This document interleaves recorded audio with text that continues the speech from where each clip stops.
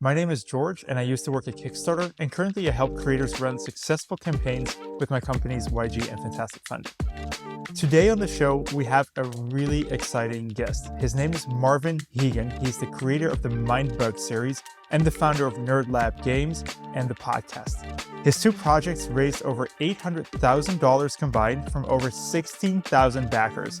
He has been nominated for several awards, and he works with the great-grandson of a US president. So there's a lot of things to get into today. Welcome, Marvin. Yeah. Thanks for having me. Before we dive into the project and the game, could you share a little bit about yourself? Where are you from and what's your background?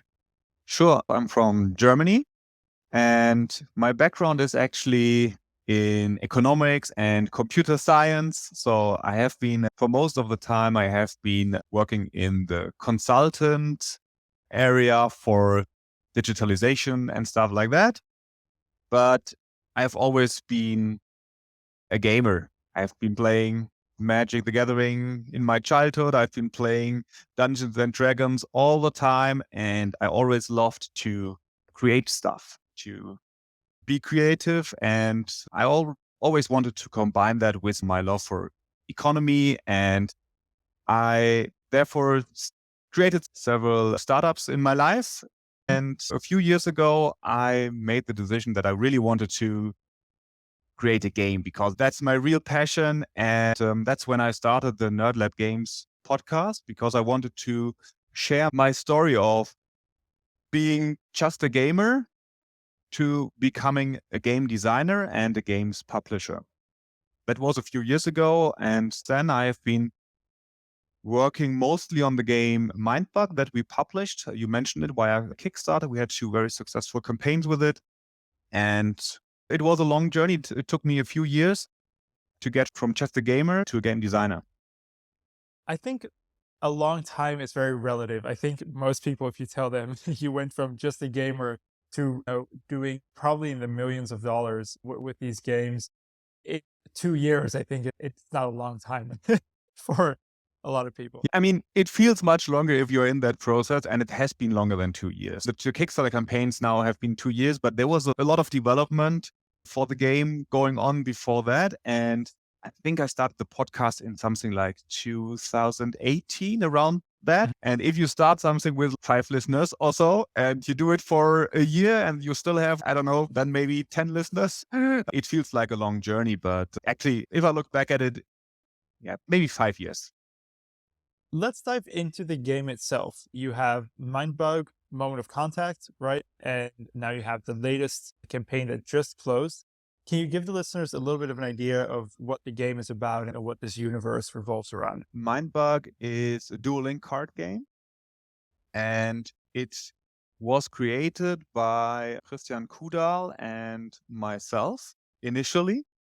Yeah. And our core idea was that we love all the different trading card games like Magic the Gathering, and Christian was a bit more into Hearthstone and Epic and a lot of other card games.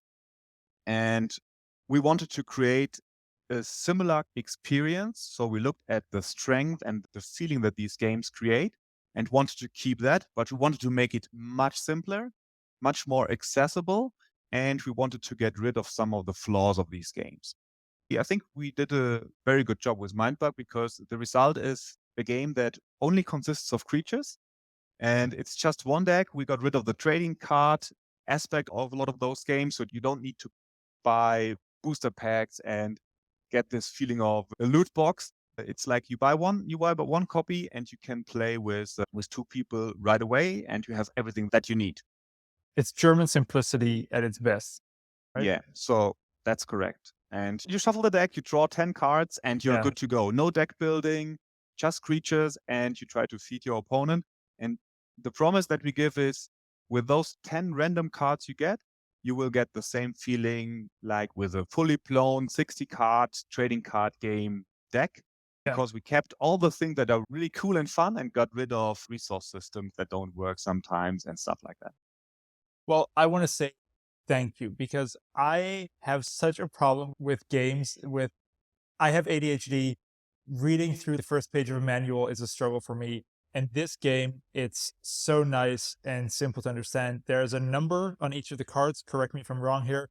And you can have, for example, one creature that can defeat a creature that has a number, for example, lower than 6. And so if you can count to 10 and you can read, you can play this game. And I think it's brilliant. Yeah, that's correct. But it may sound super simple and boring to some players that know these games. And therefore, I would like to make a point that there is still a lot of depth in this game because we have a simple mechanic, and these are the mind bugs. So each player has 2 mind bugs at his or her disposal. And when the opponent plays a creature, it could be the strongest creature in the whole game with a power of 10, for example. Your opponent could play it in the first turn. And what the mind bugs do is they allow you to steal an opponent's play twice a game. When you play a card, you really need to think about whether you can beat your own card or not. Otherwise, your opponent might steal it with a mind bug and you now face your own threat. And this little element, it sounds super simple, but it gave us so much flexibility in creating these cards because we only need, all of our creatures are super strong and powerful because you always have the risk that the opponent steals it from you. So it's very tactical, it's very deep, while still being super. It's so good, and I think it really resonated with people all over the world. Clearly, with your first campaign, did how much was it? We had more than 10,000 backers, Yeah. and it was like $350,000. It must have been an incredible moment as well for you, starting as a game fan. Like, what did it feel like when you saw that Kickstarter number go up and when the money hit your bank account? It was an incredible feeling, of course. We had several of those moments where we said, oh, is this real? The first moment really was when Richard Garfield, the designer of Magic the Gathering, joined our design team. Yeah. He was my superhero when I was young and playing all of his different games. And now I'm actually working with him on a weekly basis on this game, it just feels like super cool. Yeah. Okay. And then seeing this game being successful and getting all these positive feedback from the community, it was very satisfying as a first time publisher, of course.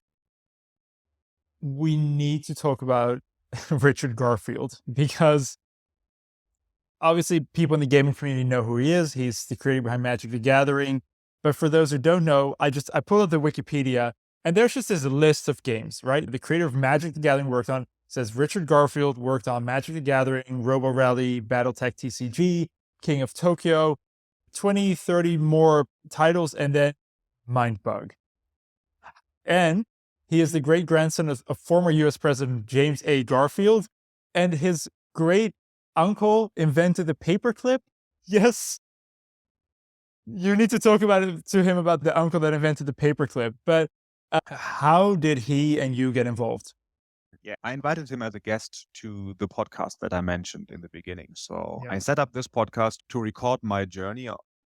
And one aspect of it was I was completely new in the industry, and I knew that I would only be able to get my foot in this door if I make connections in the industry. And therefore, I invited a lot of very successful game designers to learn from them. And my goal was to record those sessions because if you just go to anyone and tell them, hey, can you help me? Can you explain me some stuff in a one-to-one? That typically doesn't work. So I gave them also an audience so that we share this knowledge not only between the two of us, but with a larger audience with new and aspiring game designers. And Richard Garfield was one of those guests, which was already super cool. And then at the end of the session, I asked him whether he would like to take a look at a game that we have been working on. And he said, sure, of course, send it over. And this is where I took a little bit of time to create a good pitch for that because I wanted it to resonate with him and that he really looks at it. I made a very bold statement, and that statement was we created a mechanic that allows us to create creatures as strong and powerful as we want, and this mechanic automatically balances the game. And we achieve that without the need of a resource system. And that was a very bold statement. His reaction was, this must be an overstatement. And it actually is. That's literally what he said. That's what he said. And it is an overstatement. But I think he was very interested to see what we had and if it works or not. And most of the time it actually works. We can really create very powerful creatures and it doesn't break the game. And we met and played the game. And after the first round, he said, "I'm very impressed. Can we play again?" And then he still Great was start. impressed after the second or third match. And on the next day, he sent me a message that he played dozens of games with his playgroup and his family. And he was super impressed by the replayability of just a 50 card set. And then we talked about potential cooperation, and it didn't take long until he joined our design team. That is incredible. It's not only incredible because you got Richard Garfield on your team, it's really incredible that the only convincing you did or didn't do is just show him the game. And you as a first-time game publisher, designer, made something that he loves so much that he just wanted to join. That's a huge accomplishment. Absolutely. And I cannot say often enough how much we learned from him and also from Scaff Elias, who joined together Yeah. with him. Christian and myself, we learned so much from them because they are really veterans in the industry. And yeah, they added a lot of stuff to the game to make this successful. What were the top lessons that you learned from them? There's one funny story. In the beginning, all the cards were unique in the set. And we thought it would be cool for the game that everything is unique and more stuff to explore. Every card is exciting and every other card is exciting as well. And so you can combine them. And then after 2 or 3 matches, Richard Garfield said, "Okay, let's copy the deck." And he copied it 16 times. And we had 800 cards or so, I don't know. And we shuffled, and then there were multiple cards coming up. And instead of being boring, what I would have expected, it became more interesting because there were cards that you would need to take care of. For example, we have a card that deals 1 damage to the opponent and you only have 3 lives. So if you have this card or it was already played, you don't have to fear it. And since there now were duplicates, you still have to fear it. And there were a lot of very interesting interactions with duplicates that we hadn't before in the game. And that was just a super simple change that he made, and it made the game much better in a second. And I thought, oh my God, this guy must be a genius with these simple changes. That was just one of many things he changed for the game. I guess also it really helped in the promotion of the project, right? To have his name on board. Yeah, it's much easier to sell a game of a very successful game designer, especially as a publisher that publishes their first game. It's a stamp of approval that maybe moves the needle for some people to buy the game when they make their buying decision. And tell us about the new game. What's different? What's new? Because the first game sounds like such an evergreen. I'm just really curious that what is it that you changed to be able to make a whole new game out of this? And that was always the plan, that this could be an expendable game because it's so much fun to create new cards, to experience new cards, to combine old cards and new cards, to learn new environments, because sometimes you have to evaluate the same card very differently if you play them in a different meta game with other cards.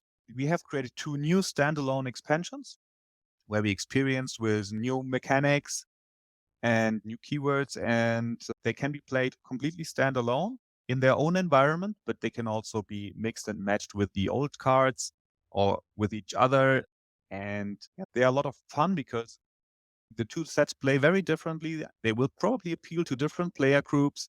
And we just want to explore like more card effects and more different tactics. And so, if this is an expansion, but that also is playable on its own, what did you see in terms of people from the first campaign backing the second one? Did you see most of the backers for the second campaign being the same ones from the first, or did you also attract like a whole new audience? To be honest, I didn't run the complete analytics of that yet, but Mhm. of course, I think the huge majority are returning backers. Yeah.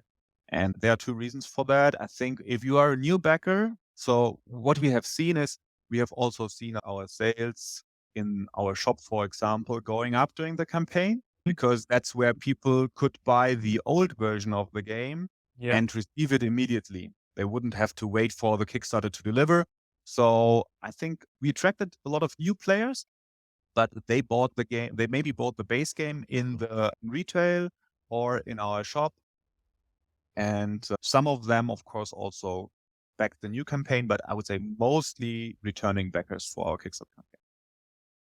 And so what generally is the distribution on your campaigns? If you can speak to this, like, for example, how many people come in organically? How many people come in through ads? How many people come in through Kickstarter? Did you guys track any of those metrics?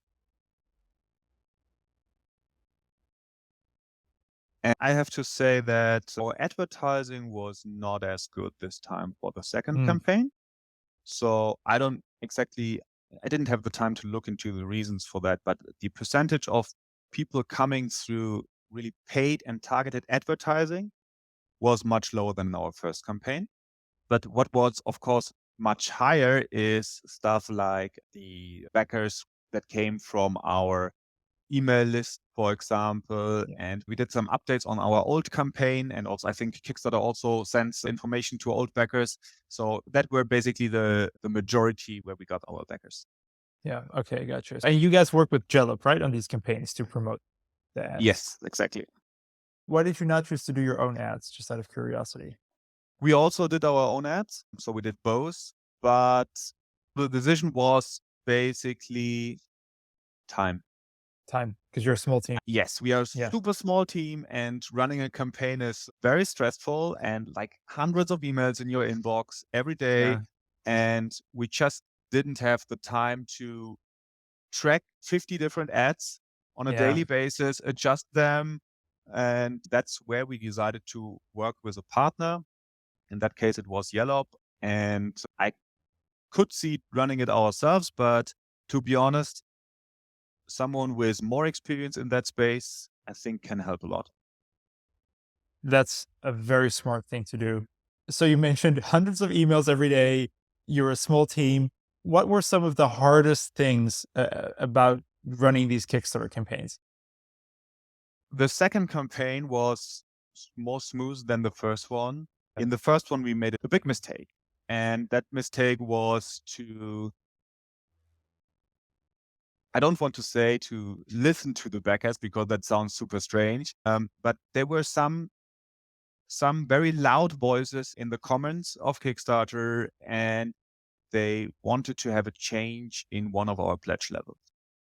And that was, in our case, that was the box of the game, how the game is packaged. And we thought it makes a lot of sense and would even cost us more money. We would give the people something more than we announced in the beginning. So we decided to change the content of one of our levels.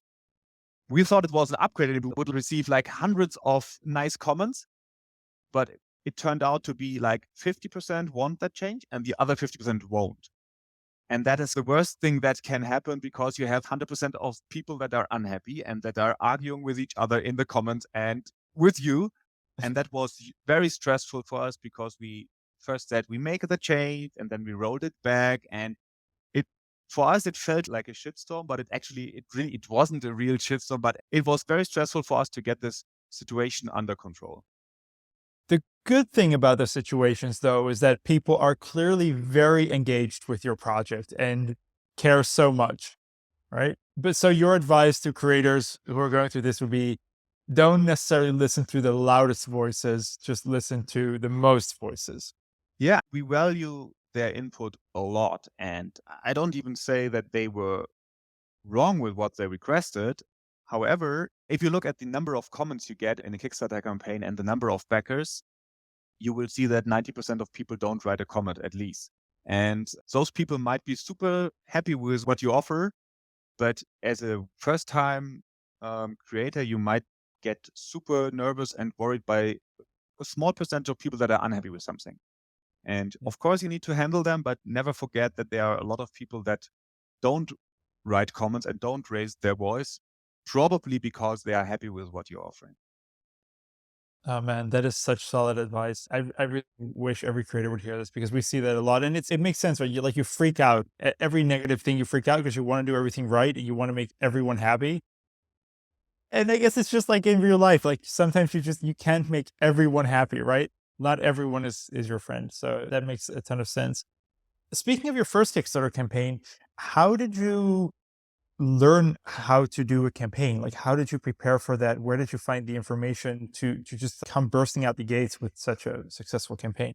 We had multiple resources of people talking about their campaigns. Jamie Stegmaier is a very good resource who did a lot of Kickstarter campaigns in the early days for Stonemeyer Games, his publishing company, and he has a blog with a lot of advice. And we went through all of it and created plans. And also Gabe Barrett from Board Game Design Lab, he has, I think, a PDF with advice for board game Kickstarter publishers. And we read a lot of that.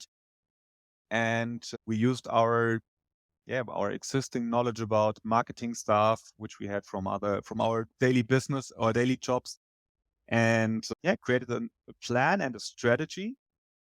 And for us, the most important part in the first Kickstarter campaign was to get reach, because we are not one of these big publishers with like hundreds of games under our belt and with like email lists with over thousands of people.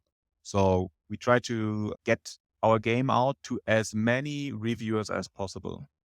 And we had the very good advantage that we could produce the game in a beta print run fairly simple. It's just a small card game. It's not like a 600 miniature game that costs like 200 euros to produce.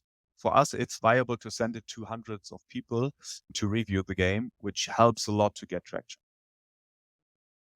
That is very smart. But what I then also am curious about is those reviewers have a lot of things to choose from, right? There's a lot of creators wanting their attention. So you guys got great reviewers. How did you make sure to stand out for these reviewers and make sure they actually did the review? I think that this is where Richard Garfield's name helps, of course, because most of Yeah. them or all of them knew the name and probably know that most of his games are at least good. So that's the bottom line for Richard Garfield games, I would say. And that opened the door for them, that made them excited about it. And so we had a little bit of a kind of attention back in 2021 after the Essen Spiel fair, where we had a small print run and invited a lot of content producers to visit our booth. And there we had a very enthusiastic team, super hyped team. And we showed it to them and we convinced everyone there that this is a super good game and played with them and showed them everything. And I think they took this excitement that we delivered as a team to them and brought this to their reviews. And so we got a little bit of attention early on, and other reviewers listened to them and wanted to have it then as well. So it spiked. How did you reach out to these content producers? Because again, I'm thinking you come from being a game fan to just going through these steps on your podcast. Are you literally just like Googling and emailing people, or did you find someone to help you with it? I think this game is successful because of two things. One, or maybe three. One is definitely luck. You always need a little bit of luck. But we also put in a lot of hours of work. I had like 60 to 80-hour day job in that time, prepared the Kickstarter campaign, and every night I wrote until 2 a.m. in the night to 50 to 100 reviewers a day, every night. 50 to 100 a day. Yes, over a few weeks, I would say, as a preparation for the Essen Spiel fair. And it was just finding out the best reviewers in the world, in every country, putting them in an Excel spreadsheet, contacting them, talk to them on not like a spam email, but getting in touch, making personal connections with them, and sending them a prototype or invite them to visit our booth. And that is a lot of one-to-one communication that is needed. It costs a lot of time, but I think you have to put in that work if you want to be successful as a first-time publisher. Does it get easier now that you have done this successfully? For example, we have given away, whenever we reveal a new card, we do this like a spoiler card. We give it to someone in our social media channel, and it can be a smaller channel, but they get to reveal this card for the first time. And it was pretty hard to do it for the first card because no one knew the game, and we didn't have a personal connection to a lot of those people. But now we said, hey, you revealed a card last time. Do you want to reel another one? And everyone said, yes, sure. It's 100% success rate now. So it definitely gets easier because you have those connections and you can reuse. So you send reviewers or people with an audience a card that has not yet been revealed to the public, to the backers, and then they get the exclusive to reveal it. Yes, and we also make sure that when we repost it on our channels, that you cannot read the card, so that all of our people on our channels need to go to their channel to read the card. So we try to give them a little bit of the spotlight that we have, so that they have a good reason to do it. So it's always a give and take. You are one smart man. These are great strategies. About Mindbug Beyond, is there anything left to reveal today? Is there anything to share that maybe people haven't seen before? Little glimpses? Let me see. There's one thing, but I cannot show it because I don't have it here. So maybe one thing that hasn't been revealed is how we handle a specific type of card. So we have cards that have an effect while they are in the discard pile. And we just recently changed how we illustrate that. So typically the cards have their text just like a normal card in the bottom area where the whole effect of the card is written. But we wanted to make sure that this is also for these cards that have an effect in the discard pile, that this is very easy to spot. We created the frame of the cards a little bit so that you have a special area on the top of the card that says in discard pile, and then the effect is written there so that you can position it on the battlefield in a specific way that this information is always visible to both players and is not forgotten in that scenario. So this is just a recent change that we have not shared with our community anywhere else yet. Amazing. Okay. Thank you for giving us that exclusive. We really appreciate it. And that's a very exciting update. That's a big one. That's not one card. That's like the whole game mechanic. What we often see with creators who finish their campaign, they start shipping out. You obviously haven't shipped out Mindbug Beyond, but you've shipped out the first one. You get lots of replies from people that love it, that are happy with it. What are some of the sort of the most heartwarming reactions that you've gotten to your game that really stood out for you? And there are tons of it. So it's in this community, the whole board game and card game community is an amazing community. And there are a couple of things that happen. So maybe one that was really surprising for us was during the first campaign, someone came to us.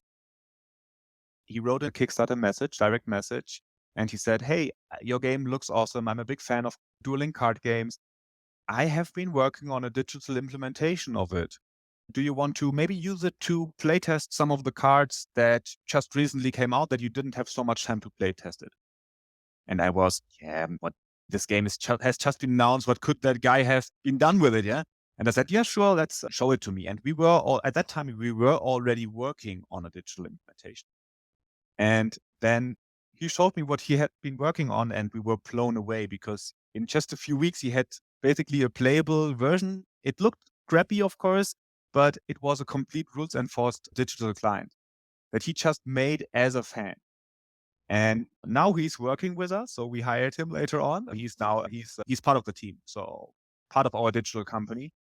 And he's working with us for more than 1.5 years on the real digital implementation. And that's just because he thought the game is nice and wanted to work on a digital client.